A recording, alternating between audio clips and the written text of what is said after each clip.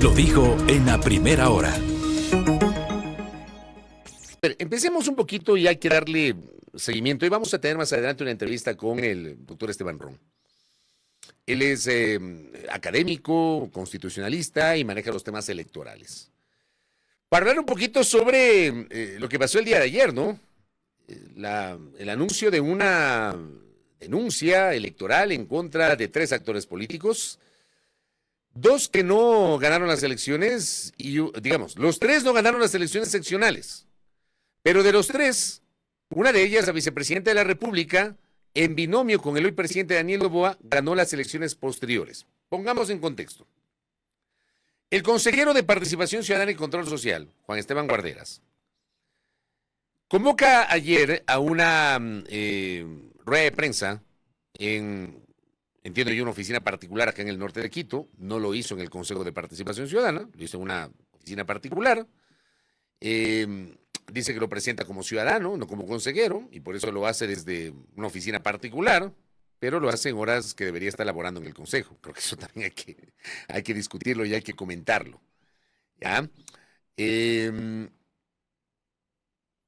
Y sustenta la presentación de una denuncia en materia electoral ante el Tribunal Contencioso contra el ex candidato a la prefectura de la provincia de Pichincha por Pachacutic, Guillermo Churchumbi, el ex candidato a la prefectura de la provincia de Tungurahua por Izquierda Democrática, Francisco Suárez, y la ex candidata a la alcaldía de Cuenca, Verónica Abad. Los 3 participaron en las elecciones seccionales de febrero del año 2023. Los 3 no lograron el favor popular. O sea, los 3 perdieron las elecciones. El señor Churchumbi quedó segundo en la carrera por la prefectura de Pichincha. El señor Suárez no conozco la ubicación en el caso de Tungurahua. Y entiendo que la señora Abad ocupó, me parece que la última ubicación en su carrera por convertirse en alcaldesa de la ciudad de Cuenca. De eso acá han pasado 16 meses. 16 meses después, un actor político, porque el abogado Juan Esteban Guarderas es un actor político, pero además es una autoridad. Es imposible que una autoridad se desdoble de ser un actor político. Lo que pasa es que algunos actores políticos manejan esta terminología a conveniencia. Entonces no hay cómo desdoblarse. Es como que yo les diga, soy periodista, pero mis opiniones son personales. Por Dios, o tratar de marcar distancias. Mis opiniones son mías y las hago como ciudadano y como periodista. No puedo desmarcarme. Igual pasa con los políticos que son autoridades, porque no dejan de ser políticos. Se da cuenta 16 meses después que los 3 personajes violaron la ley, según la visión del doctor Guarderas, del abogado Guarderas. Según la visión de él, violaron la norma al haber hecho precampaña electoral en redes sociales. Precampaña electoral, que es la campaña electoral anticipada. ¿Qué dice la norma? Y a mí me parece que en algún momento, para dejarnos ya de hipocresías en este país, que hay que dejarse de hipocresías en este país, se debería generar un debate. Si quieren que el Ecuador sea más papista que el Papa, en cuestiones electorales reforman el Código de Democracia y prohíban todo tipo de actividad que puede ser considerada una suerte de precampaña, dependiendo de la visión, antes del inicio de la campaña oficial. ¿Saben para qué sirve la campaña oficial? La próxima campaña, por si acaso, va a empezar el 5 de enero. La campaña para las elecciones presidenciales del próximo año. Va a empezar el 5 de enero. Se termina el 6 de febrero. O sea, estamos hablando de una campaña de 31 días, un mesecito, la campaña electoral. Entonces, la norma te dice que esa es la campaña electoral. Pero en realidad, ese periodo, la diferencia con lo que ocurre antes de llegar a esa fecha, del inicio de la campaña oficial, ¿ya?, es que no se puede pautar en medios de comunicación. Y el pautaje, que además en el caso del Ecuador es financiado exclusivamente por el Estado, pautaje en medios de comunicación. Ese pautaje se genera exclusivamente durante el tiempo de campaña, no se puede generar antes. Se genera durante el tiempo de campaña. De allí los candidatos, días, semanas, meses atrás, comienzan con sus actividades. Participan de concentraciones, de caminatas, de reuniones, de asambleas, acuden a entrevistas. ¿Me explico? Eso es precampaña, digo. O sea, yo parto del sentido común. Pero si quieren regular eso, incorporen una reforma al Código de Democracia para que ningún actor político siquiera se le ocurra en una entrevista en un medio. O para que ningún actor político participe en actividades propias de su organización, porque puede ser considerado precampaña. Y que no aparezca en redes, ni la fotografía, ni un reel en Instagram. Que no aparezca. Regulen. Planteo eso. Creo que se pretende aquí, a conveniencia además, ser más papistas que el Papa. Entonces, 16 meses después se dan cuenta que disque la señora Abad, el señor Churuchumbi y el señor Suárez incurrieron en campaña anticipada. El pequeño gran problema, querida audiencia, es que la ex candidata a la alcaldía de Cuenca, que está siendo denunciada electoralmente por una supuesta infracción cometida hace 16 meses, o sea, no digo hace un mes, hace 2 meses, hace 16 meses, es hoy la vicepresidenta de la República. Aunque pueda caer muy mal, aunque no guste su posición político-ideológica, aunque en la segunda vuelta electoral ha dicho cosas impresentables, desde quienes no coincidimos con esa visión político-ideológica, pero la señora es la segunda mandataria, es la vicepresidenta de la República. Ya pasó otra elección, y esa otra elección ganó en binomio con el hoy presidente. Entonces se juega a presentar una denuncia por una supuesta infracción electoral cometida hace 2 elecciones, no la anterior, hace 2 elecciones, y que si falla de esa manera el Tribunal Contencioso Electoral, la señora podría perder el cargo. Si se aplica el 278 numeral 7 del Código de la Democracia, que establece como causal, incluso de destitución, el hacer precampaña electoral. El tema es que aquí en el Ecuador no se mide con la misma vara. Y ayer mi colega Lenín Artieda, en Ecuavisa, le hizo una referencia al abogado Guarderas que me parece su respuesta terminó confirmando que hay una selectividad en su denuncia. Vamos a escuchar lo que le contesta el abogado Juan Esteban Guarderas al periodista Lenín Artieda, pero pongan en ojo al señalamiento de Lenin, porque ese señalamiento de Lenin con sustento es el que le desarma el argumento del abogado Guarderas. Póngale, por favor. El Consejo Nacional Electoral determinó que la campaña para las elecciones presidenciales y legislativas anticipadas se debía desarrollar del 13 de julio al 17 de agosto. Y revisando, al igual que usted, las redes sociales del hoy presidente, nos encontramos con estas publicaciones que corresponden a las primeras semanas de julio, es decir, antes de que inicie la campaña, al mes de junio. Y también si vemos las redes de la jefa de bloque de ADN, hallamos exactamente la misma evidencia, y en las redes de otros legisladores y de la misma vicepresidenta Verónica Abad se puede observar a Daniel Noboa en recorridos y actos de campaña, como está allí claramente en imágenes, con un elemento adicional que era pues la entrega de dádivas no autorizadas por la autoridad electoral, lo cual también consta en el 278 del Código de la Democracia como una infracción grave que conlleva multas, destitución y o suspensión de derechos políticos.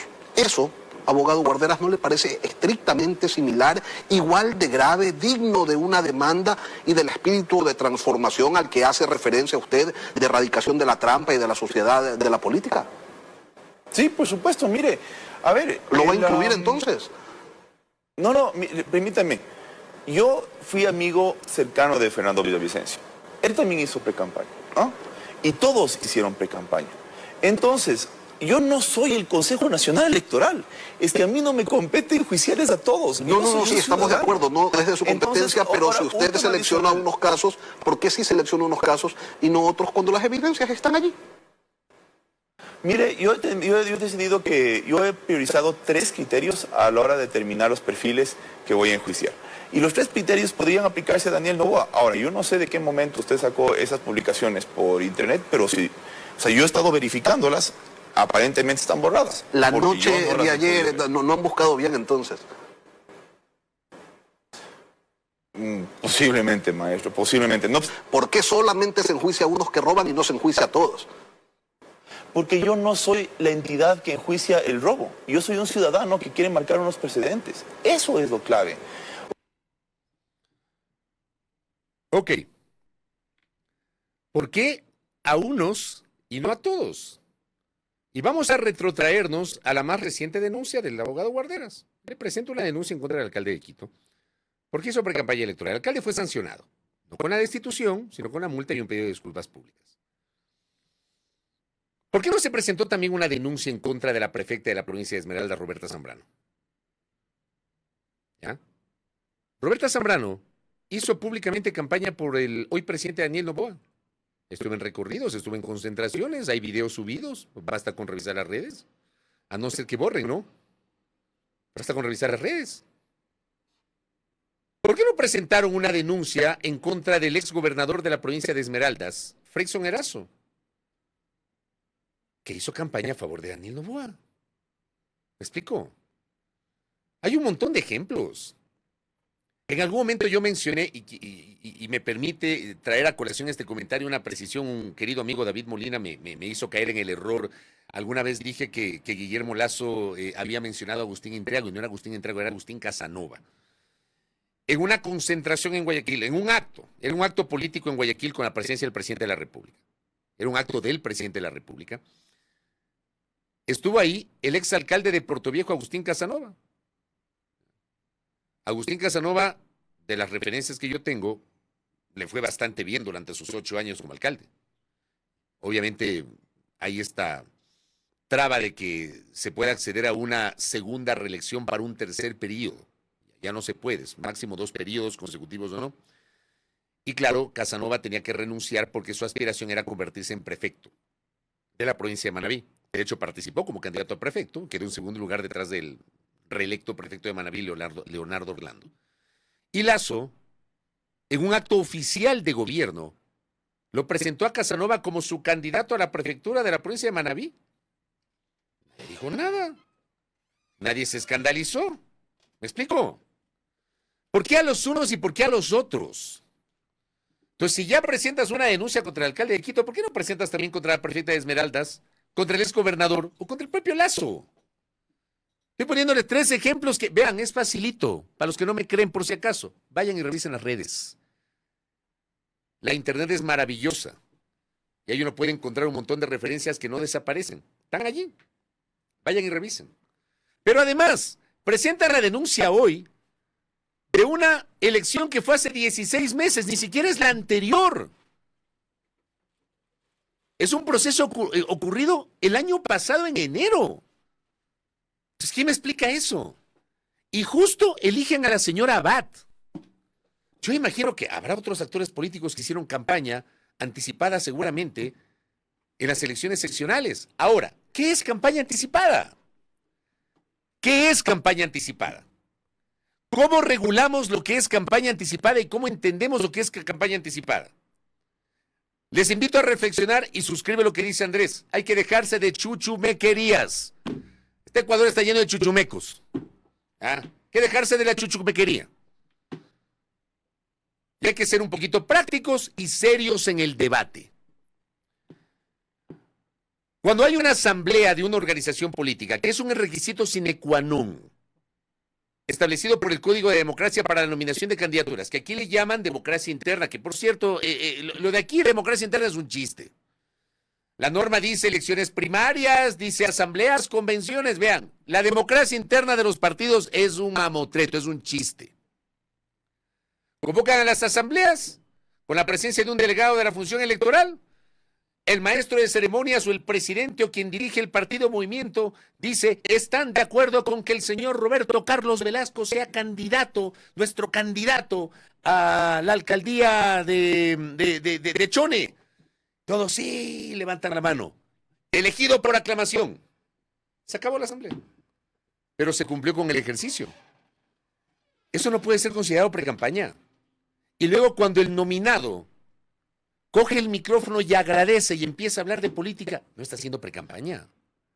Y luego cuando viene el acto político, porque es un acto político, de la inscripción de ese precandidato ante la función electoral, es un clásico que las organizaciones políticas nacionales, por ejemplo, para registrar a sus candidatos nacionales, muchas veces se concentran en la Plaza Argentina, lo que se llamaba el partidero a Tumbaco, y caminan unos metritos hasta llegar a la sede del Consejo Nacional Electoral, donde la institución les facilita el uso del salón de la democracia.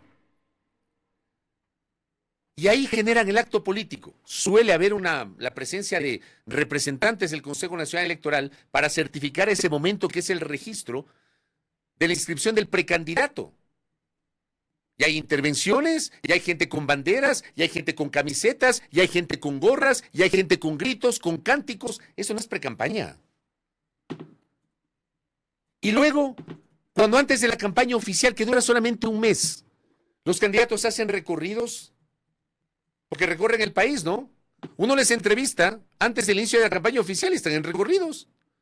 Y cuando van a los medios, van con la camiseta del partido, y van con la gorra del partido. Yo estoy diciendo nada que no sea del otro mundo, porque es lo que pasa.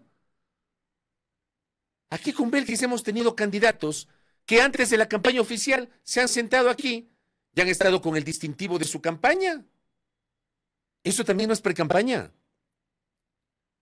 Y el hablar de su propuesta electoral en una entrevista también puede ser considerado precampaña.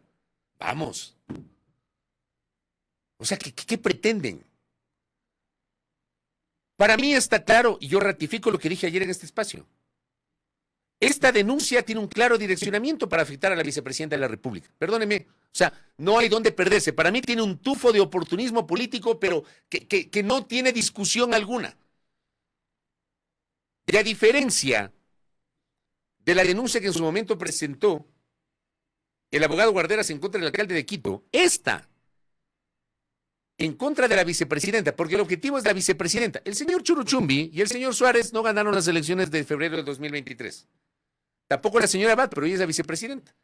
Pero ni el señor Churuchumbi ni el señor Suárez van a ser destituidos, porque no ostentan el cargo público. La señora Abad sí podría ser destituida si así lo considera el Tribunal Contencioso Electoral. ¿Me explico? Ese es el objetivo.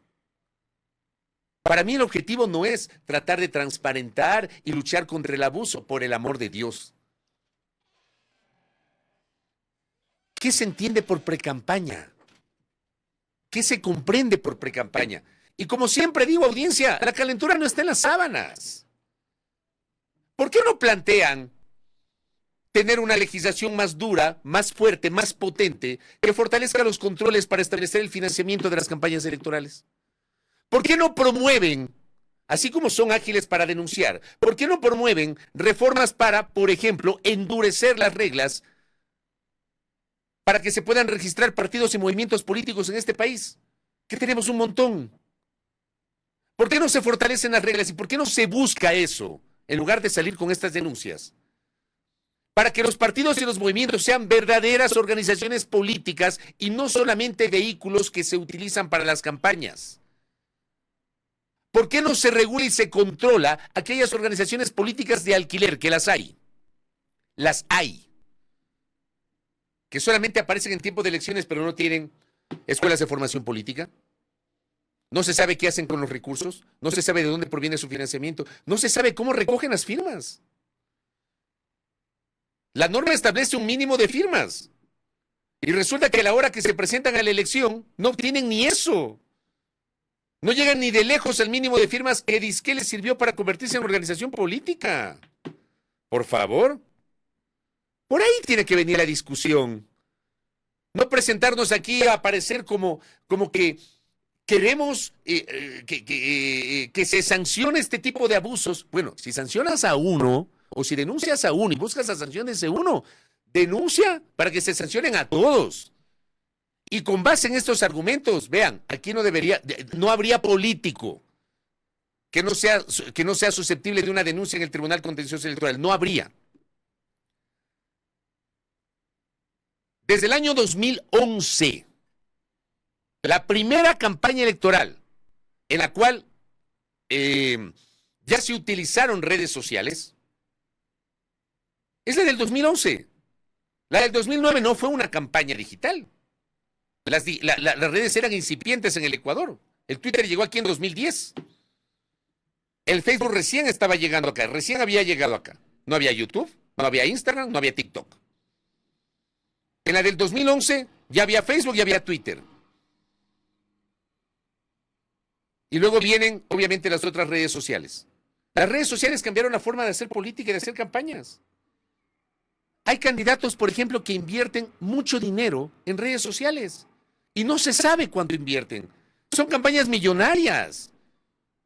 Y el argumento es que eso no se puede controlar. El Código de la Democracia ni siquiera regula eso. Pero acá se está cuestionando que han hecho campaña en redes sociales. Yo insisto, esta denuncia ha caído muy mal a una buena parte del país. Porque está claro que apunta a utilizar esa denuncia como un instrumento para destituir a la señora vicepresidenta de la República. Simple. No hay donde perderse. Pero además el argumento del propio denunciante, en donde dice, yo fui amigo de Fernando Villavicencio y él hizo precampaña electoral. O sea, es en serio. Lo que él está haciendo es develando la selectividad con la que está actuando. Y eso a mí me parece incorrecto, me parece hasta deshonesto. Es más, me parece hasta cínico el argumento. Sí, los otros también hicieron precampaña, pero yo escogí a estos tres. Ah, qué conveniente escoger a la señora Abad, ¿no? Qué conveniente. Y 16 meses después del proceso electoral.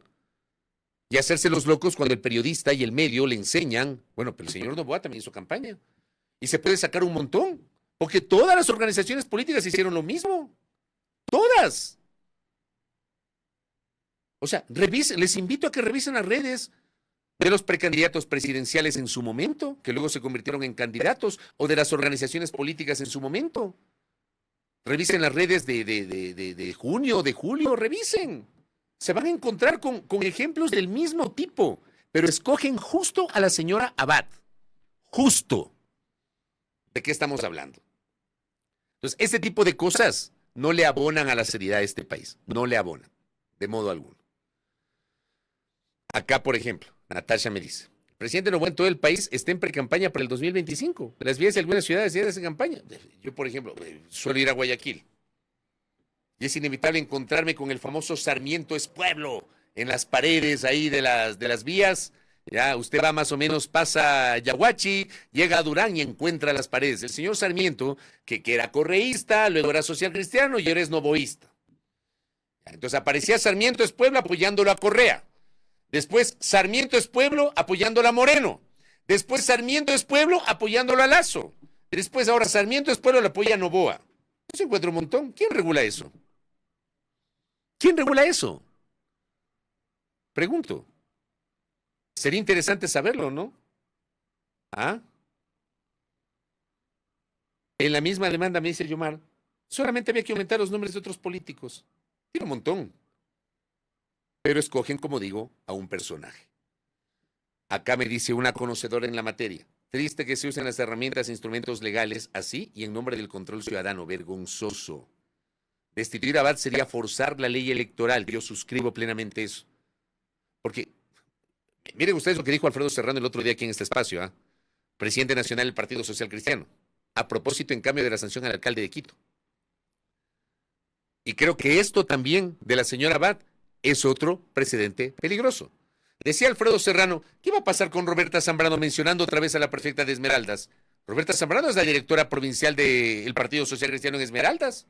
Y ella tiene que, en un acto político, liderar el proceso de democracia interna y registrar la inscripción de las candidaturas en Esmeraldas para las próximas elecciones. ¿Qué va a pasar?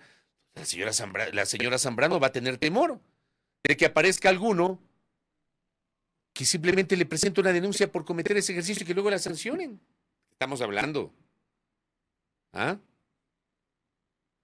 Si es por los actos como candidata a la alcaldía, me dicen acá, solo podría ser destituida del cargo asociado en infracción. Qué buena referencia, eso le voy a preguntar ya mismo a Esteban Rondavi. Solo podrá ser destituida por el cargo asociado en infracción. Ella es hoy la vicepresidenta de la República. Ella quedó última en la elección para la alcaldía de Cuenca. La calentura no está en las sábanas, le encanta a la doctora León que diga eso. Acá, por ejemplo, gracias, Contertulio, acá me pasan un video en su momento del expresidente Lazo en Manta, subió a la tarima a un niño para preguntarle un deseo. El deseo que el pequeño, esto está en Facebook, El pequeño quería una cancha para su escuela, sin embargo el presidente acabó consiguiendo un voto para Agustín Intriago, candidato a la alcaldía de Manta. 19 de octubre del 2022.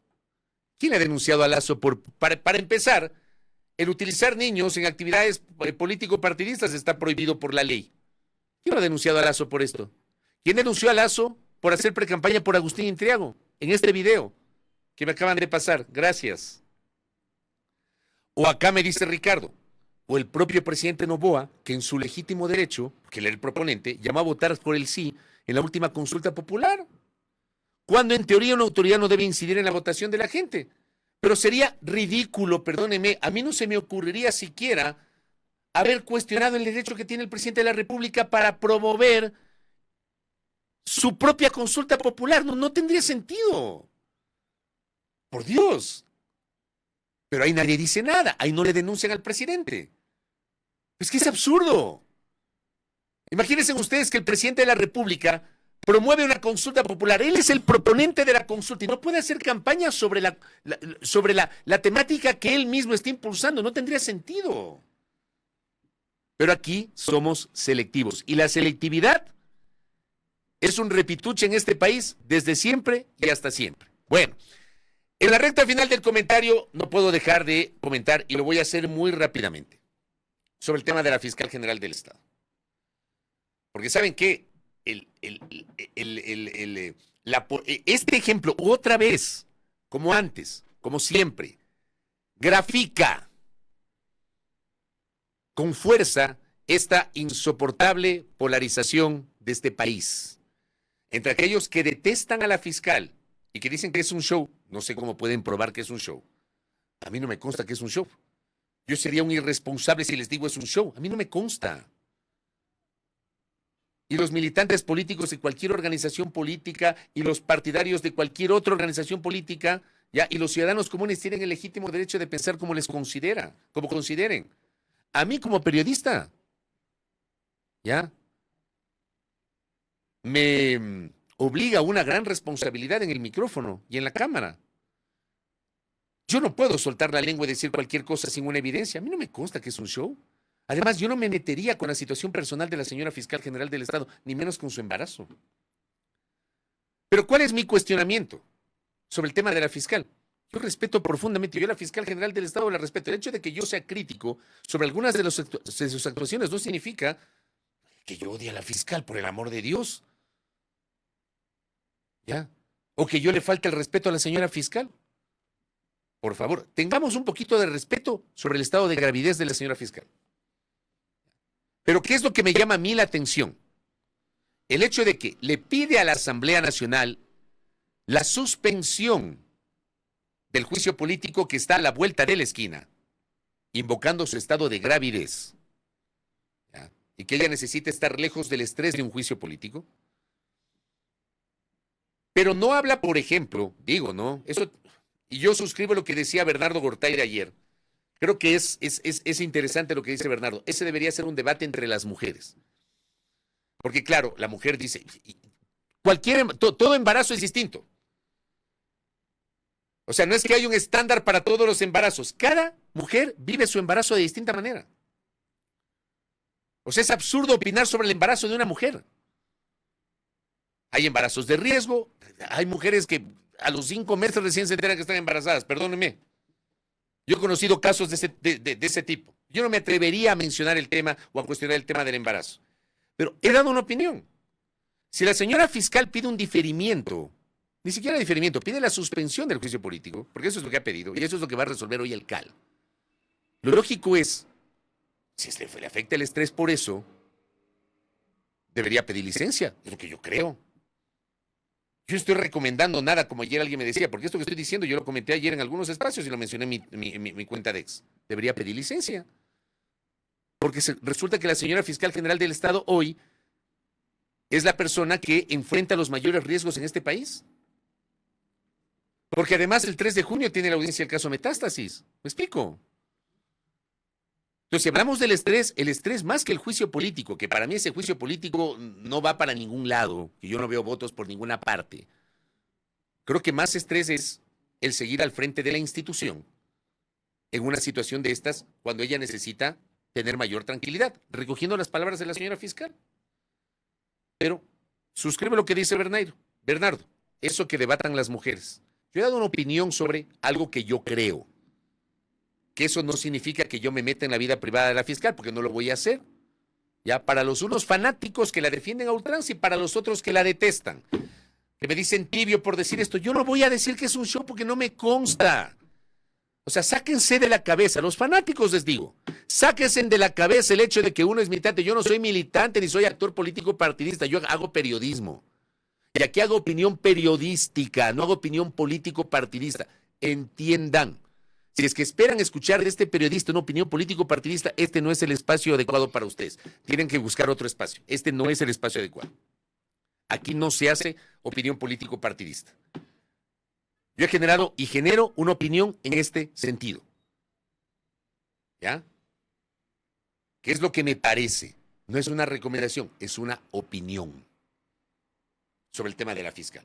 Que por supuesto, incluso su situación de embarazo termina siendo un hecho político, por supuesto. ¿Por qué? Porque es un personaje público. ¿Por qué? Porque es la fiscal general del Estado. ¿Por qué? Porque es uno de los personajes que en este momento levanta mayores pasiones en uno en otro sentido. Y porque está expuesta al escrutinio público. Y el que esté expuesto al escrutinio público no le hace a uno meterse en su vida privada. Yo no me meto en la vida privada de la gente. Yo respeto como el que más aquello. Pero desde el punto de vista de sus funciones, yo hago genero esta opinión que les acabo de decir.